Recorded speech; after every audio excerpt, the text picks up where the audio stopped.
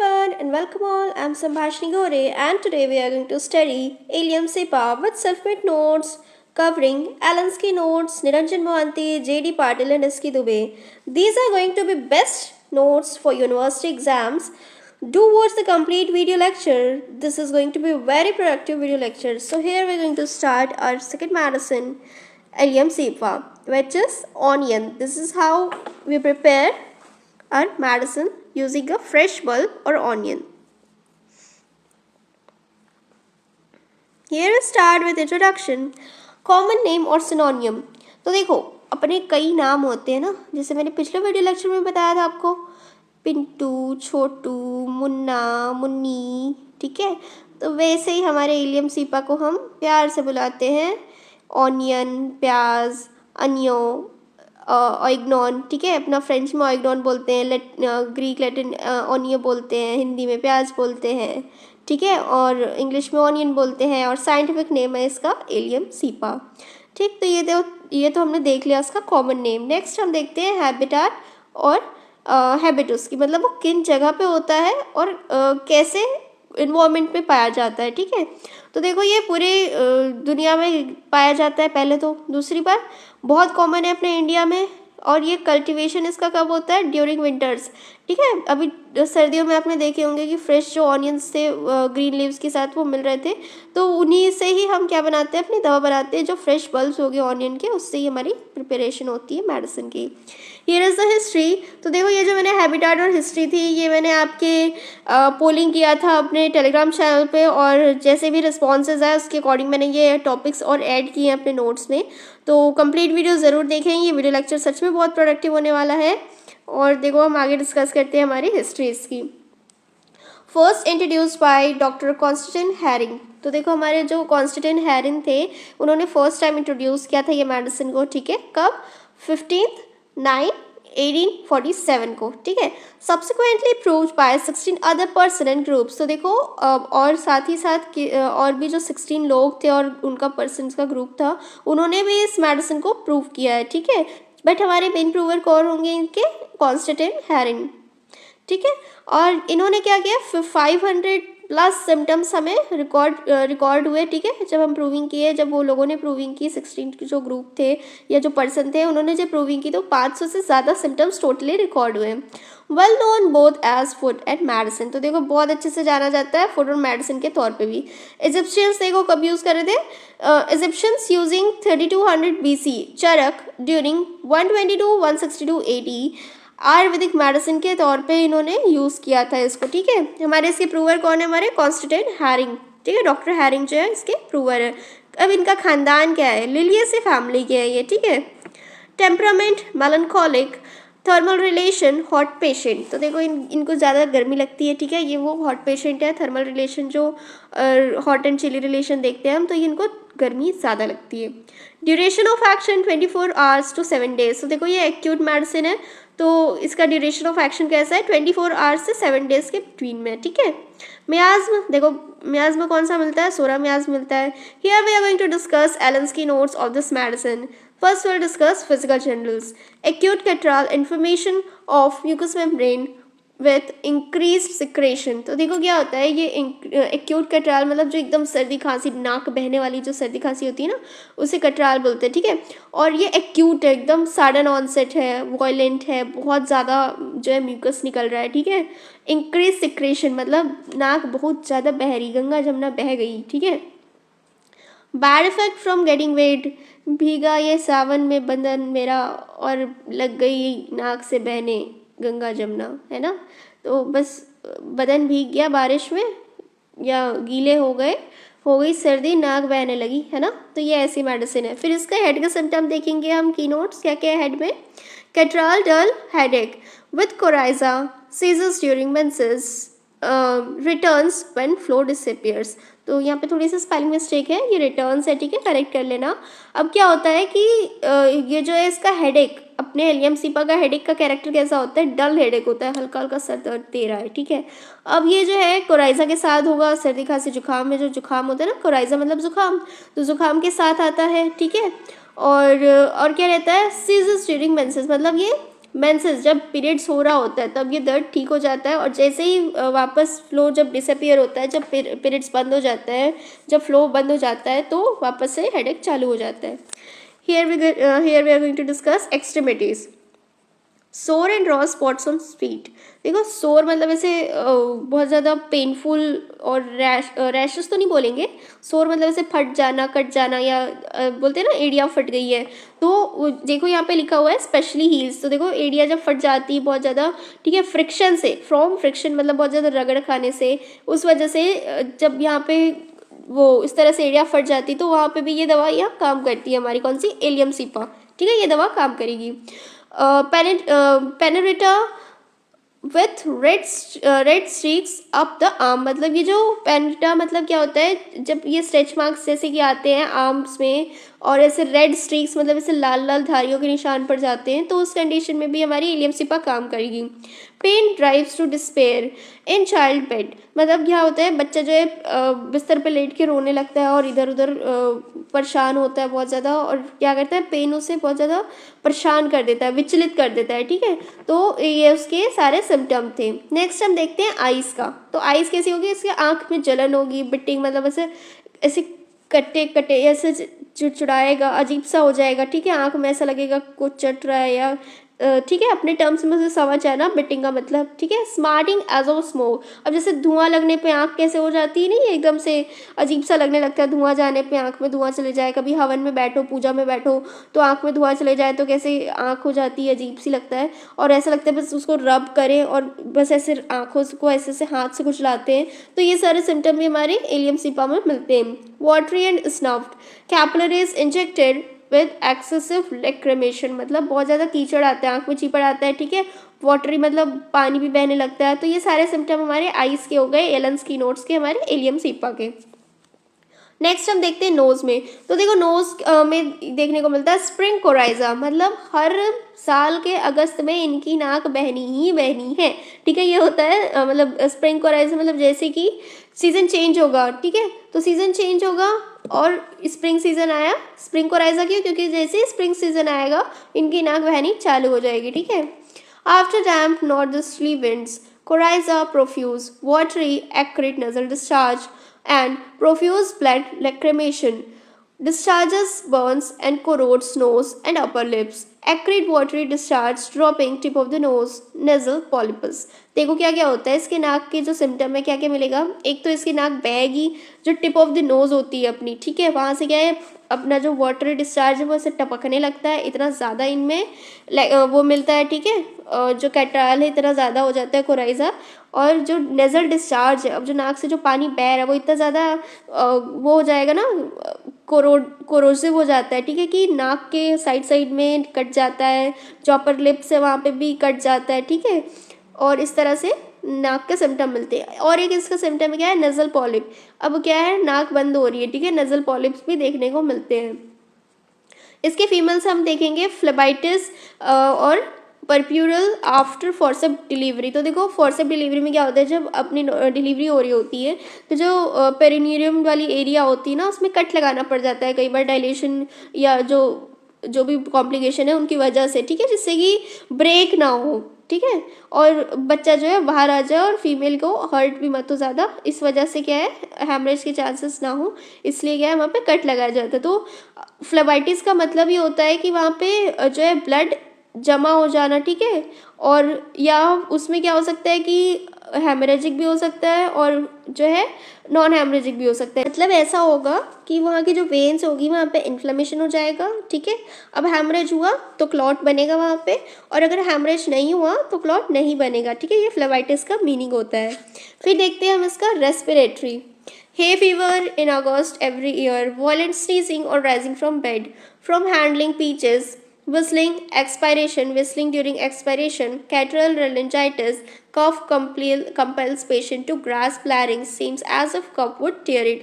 तो देखो क्या क्या है रेस्पिरेटरी के इसका सिम्टम क्या है, की नोट्स क्या है, हे फीवर, हर अगस्त में इनको हे फीवर होना ही होना है, ठीक है। वॉलेंट स्नीजिंग, बहुत भयानक छींकें आ रही हैं जैसे ही बिस्तर से उठ रहे हैं, ठीक है। फ्रॉम हैंडलिंग पीचेस, और देखो पीच पीच हैंडल करना मतलब जब पीच के वो ये हाथ में लेते हैं, या कुछ लोगों को, बहुत से लोग हैं दुनिया में जिनको पीचेस से एलर्जी होती है, उनमें रोए होते हैं, ठीक है, पीच में, और उसकी वजह से उनको एलर्जी होती है। तो जैसे ही वो पीच हैंडल करते हैं तो उनको बहुत ज़्यादा स्नीजिंग होने लगती है।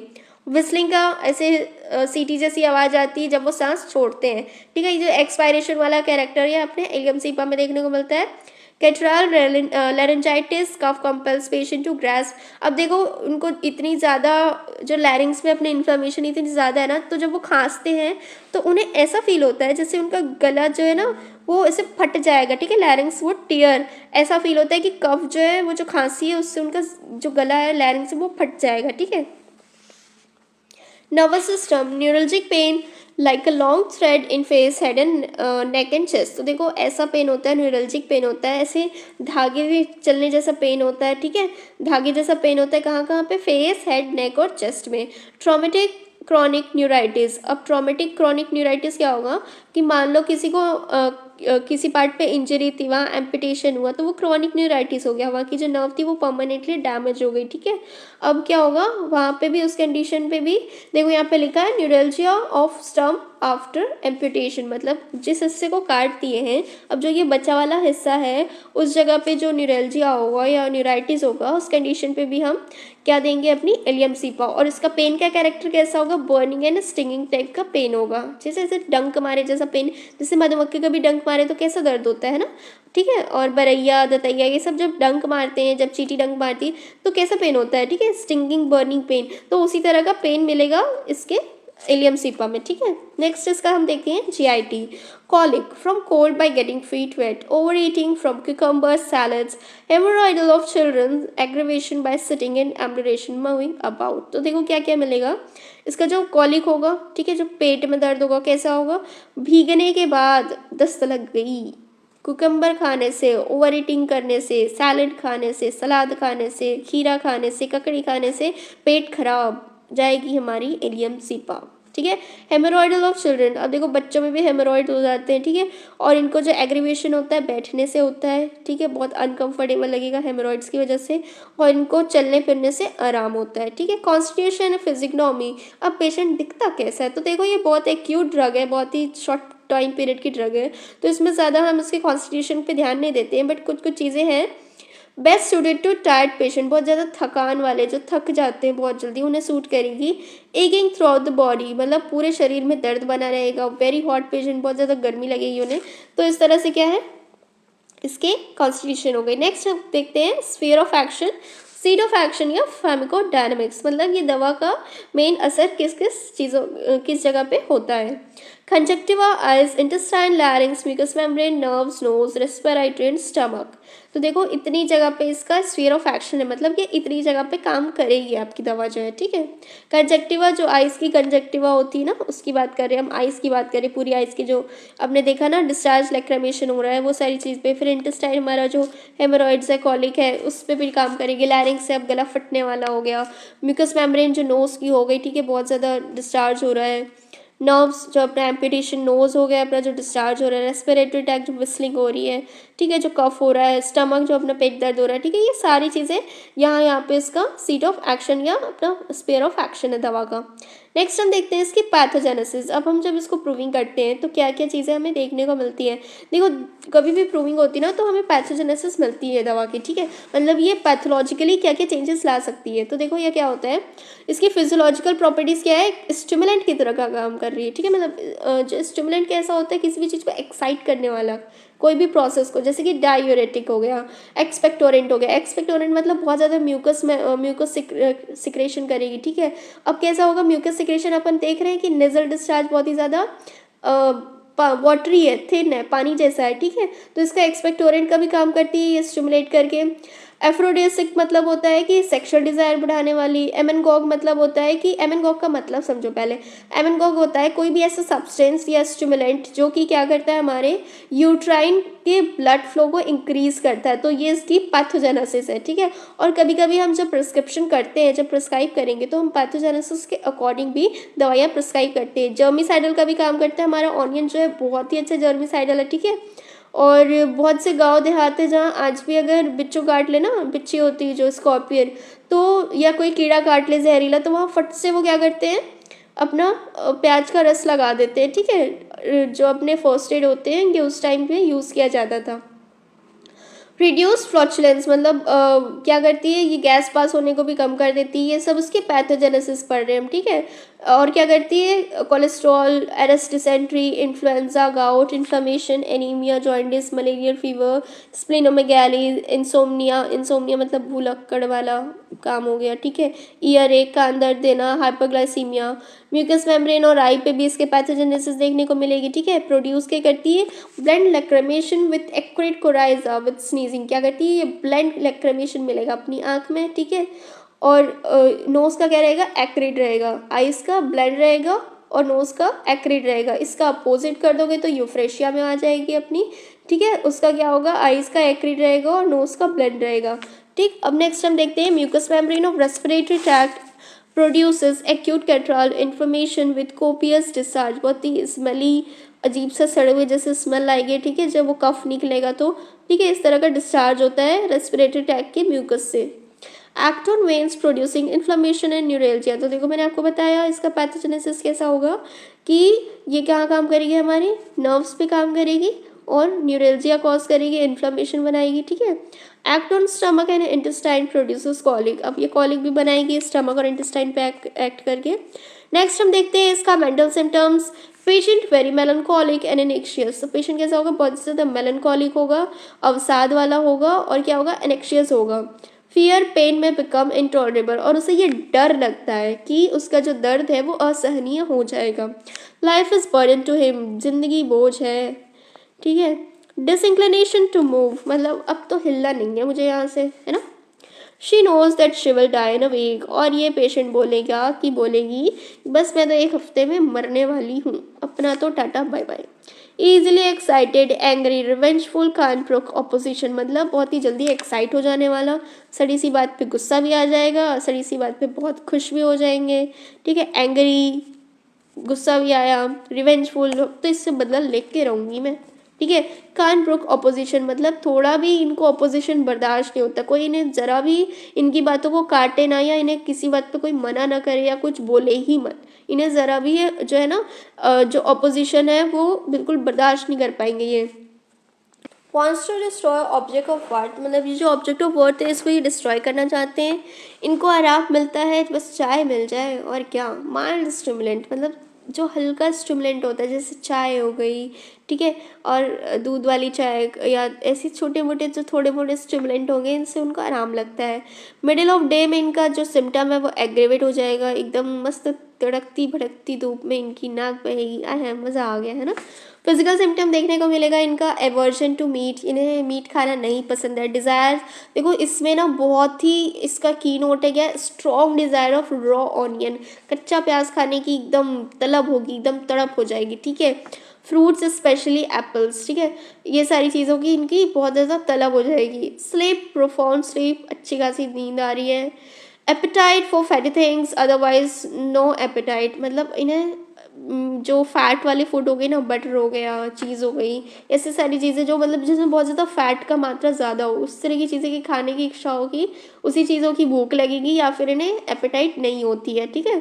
Thirst with dry tongue there is thirst मतलब जीभ सूखी हुई रहेगी और पानी की प्यास बढ़ी रहेगी। ये रेमेडी अपनी लेफ्ट साइडेड है, लेफ्ट साइडेड जो नेजल पॉलिप्स है उसमें भी बहुत अच्छा काम करती है। Guiding symptoms colic, colicky pain in abdomen, ये मैंने आपको बता दिया, ऊपर डिस्कस किया है। Coryza, nose profuse watery acrid discharge and eye bland profuse watery discharge, तो देखो मैंने आपको कई बार बताया कि इसमें क्या होगा, अपना जो नेजल डिस्चार्ज है वो ज़्यादा एक्रिड होगा, ठीक है, कोरोसिव हो जाएगा, और आई कैसा होगा, ब्लेंड होगा। इसी का जस्ट अपोजिट होता है अपना यूफ्रेशिया में, आईज का क्या होगा, एक्रिड हो जाएगा और नोज का ब्लेंड डिस्चार्ज होगा, ठीक है।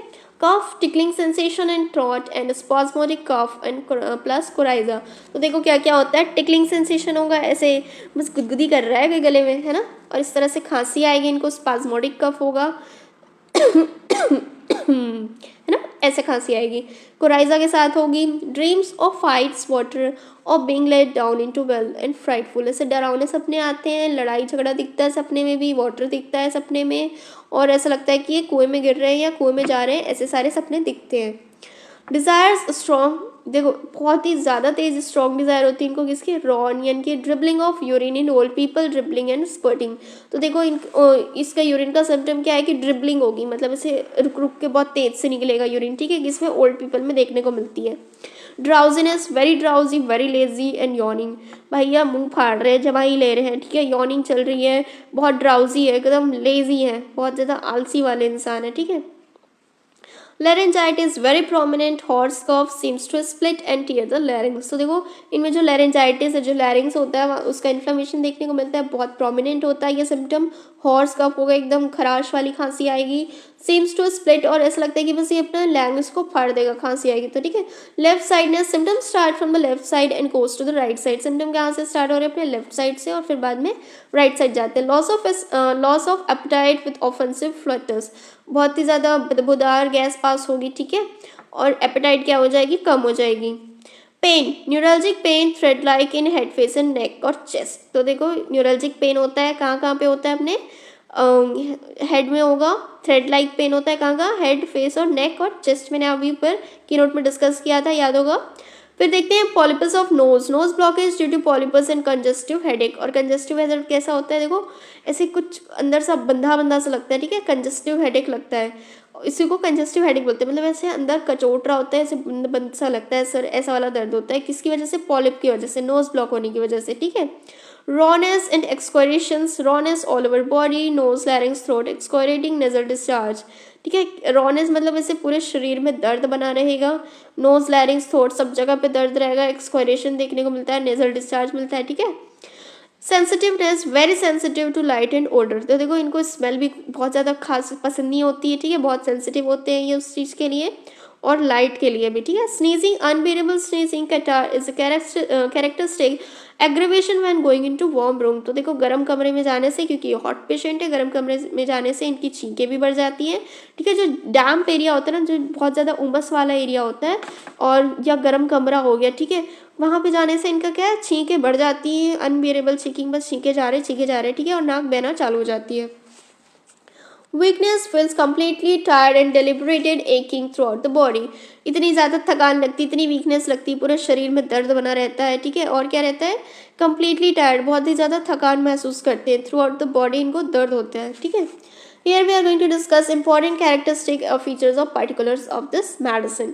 First we are going to see coryza. Very good medicine for cold and coryza. सर्दी खांसी जुकाम की बहुत अच्छी मेडिसिन है। एग्रीवेशन होता है इसका exposure to damp and cold winds and getting wet, भीगने से, डैम्प एरिया से, नमी वाले जगह से और ठंडी हवाओं से इनको क्या होता है, aggravation. Raw feeling in knows, बहुत ही ज़्यादा कटा कटा सा और अजीब सा नाक में फील होने लगता है, ठीक है। स्नीजिंग एंड हेडेक, छींक भी आती है, हेडेक भी होगा। डिस्चार्ज फ्रॉम नोज एक्रिड और एक्सक्वायरेटिंग होगा, कट फट जाएगा, इतना ज़्यादा डिस्चार्ज होगा कि नाक कट जाएगी, है ना, ऐसे साइड साइड में नाक के कट जाएगा। Corrodes, nose and upper lips, इतना ज़्यादा एक्रिड होता है, ठीक है, discharge. Coryza from left to right, मतलब जो लेफ्ट वाली नोज होगी पहले वहाँ से चालू होगा फिर राइट पे जाएगा। नोज ब्लॉकेज भी उसी तरह से देखने को मिलता है, पहले लेफ्ट वाली नोज ब्लॉक होगी नेजल पॉलिप की वजह से, फिर राइट पे जाएगा, ठीक है। ब्लड वाटर डिस्चार्ज कहाँ से होगा, आइस से, याद रखना इसका डिस्चार्ज कैसा है, एक्रिड रखो नोज और ब्लड रखो आइस, और इसी का अपोजिट कर दो हमारे यूफ्रेशिया में, ठीक है।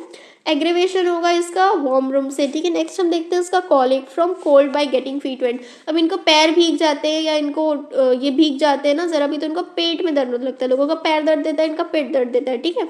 ओवर ईटिंग की वजह से भी होता है पेट में दर्द, अगर ये खीरा ककड़ी खा ले, सलाद खा ले तो भी दर्द होता है। हेमोराइड्स मैंने ऑलरेडी बता दिया, चिल्ड्रन में देखने को मिलेगा। एग्रीवेशन बैठने से होता है, एमनरेशन मूविंग अबाउट से है, चलते फिरते दर्द कम हो जाएगा, उनको जो हेमोराइड्स है वो कम हो जाते हैं, ठीक है। नोज डिस्चार्ज प्रोफ्यूज वाटरी और एक्रिड होता है, ठीक है, इनका नोज का डिस्चार्ज कैसा होगा, प्रोफ्यूज वाटरी और एक्रिड होगा। और discharge drop from the tip of the nose, तो देखो इनका जो डिस्चार्ज होगा वो टिप ऑफ द नोज, बस नाक के एकदम टिप से टपकने लगेगा पानी, टिप टिप बरसा पानी, है ना। Eyes burning, biting, smarting as of smoke, must rub them, feeling better, आँख रगड़ने से, आँख को मल लेने से इन्हें आराम मिलता है, ऐसे कट रही है आँख, ऐसे अंदर से ऐसे कटा कटा फील होता है, ठीक है। और स्मोक में जैसे फील नहीं होता अपने को, धुआं लग जाता है तो वैसा फील होता है, ठीक है। वाटरी एंड स्नफ्ड से भरी हुई आँख रहेगी, वाटर से पूरी पानी भी बहेगा, कैपिलरीज इंजेक्टेड, बहुत ज़्यादा कैपिलरीज में बहुत ज़्यादा टेंशन देखने को मिलेगा, एक्सेसिव लैक्रिमेशन, बहुत ज़्यादा आंखों से रिसाव होगा, ठीक है। लैक्रिमेशन मतलब जो चीपड़ आएगा, कीचड़ आएगा, पानी आएगा, ये सारी चीज़ें आंखों से देखने को मिलेगी। हेडेक किसका होगा इसका, मैंने आपको बता दिया की नोट में, कैटराल हेडेक होगा, डल हेडेक होगा, एग्रीवेशन इसका वार्म रूम में है, बेटर ओपन एयर में हो जाएगा। इसकी इंजरी का मैंने बताया, एम्पुटेशन के बाद या जितने भी ट्रॉमेटिक इंजरी होती है उसके बाद हम ये मेडिसिन देते हैं, ठीक है। After amputation with burning and stinging pain, तो मैंने आपको ये ऊपर ही डिस्कस कर दिया कि बर्निंग और स्टिंगिंग पेन इसका पेन का कैरेक्टर है, ठीक है। थ्रेड लाइक होगा, फेस, हेड, नेक हो अपने चेस्ट पे। फ्लेबाइटिस मैंने आपको बता दिया फ्लेबाइटिस क्या होता है, और ये फ्लेबाइटिस के लिए भी बहुत अच्छी मेडिसिन है। नेक्स्ट हम इसका देखते हैं general modalities. Aggravation warm room evening bye sitting in middle of the day, तो देखो वार्म रूम में, इवनिंग में, मिडिल ऑफ द डे में और बैठने से इनकी तकलीफें बढ़ती हैं।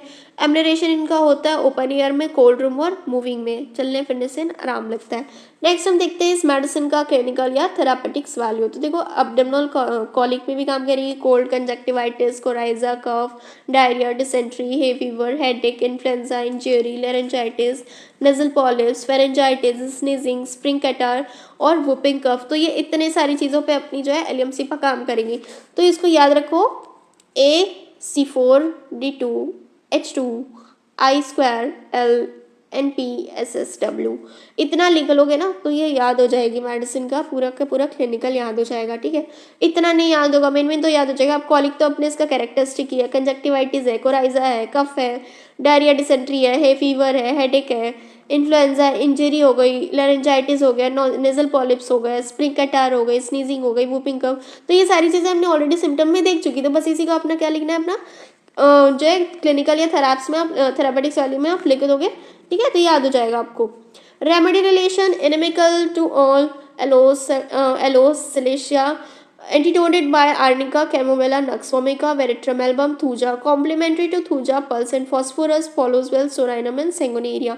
तो देखो ये चीज़ें याद करनी पड़ेगी, इसे याद करने की मेरे ख्याल से अब तक तो ऐसी कोई खास ट्रिक है नहीं, जितनी याद हो जाए वेल एंड गुड, बस एग्जाम में आपको लिखने से मतलब है, और इसी तरह से आप एग्जाम में लिखेंगे तो आई एम श्योर आपके अच्छे मार्क्स आएंगे। देखो आप चीज़ों को ना ईजी वे में याद करो, आपको ग्रामर नहीं लिखना है, आपको मेडिसिन लिखनी है, ठीक है, उसकी सिम्टम लिखने हैं, ठीक है। ग्रामर तो मुझे भी आती है, आपको भी आती है, एग्जामिनर को भी आती है, बट आपको ये बताना है कि आपको मेडिसिन आती है, ठीक है। तो अगर आप इस तरह से भी लिखते हो तो कोई दिक्कत नहीं है, आप थोड़ा बहुत इलेबोरेट कर सकते हो अपनी चीज़ों को। और यहाँ हम डिस्कस करेंगे इसके नोट्स। डायसोक्राइड्स ने कहा है efficacious when feet are rubbed sores, one of our polychrest medicine, great catarrhal remedy. तो देखो ये 3 इसके नोट्स हैं, खास बात है इस मेडिसिन की जो बाकी मेडिसिन से इसे अलग बनाती है।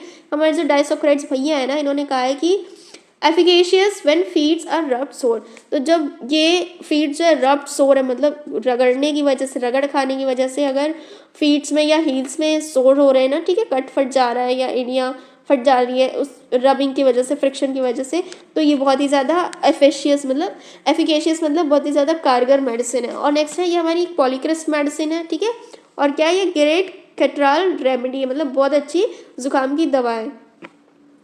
तो वीडियो लेक्चर यही ख़त्म होता है। वीडियो पसंद आई हो तो please like, share, subscribe and don't forget to tell me what onion is called in your regional language.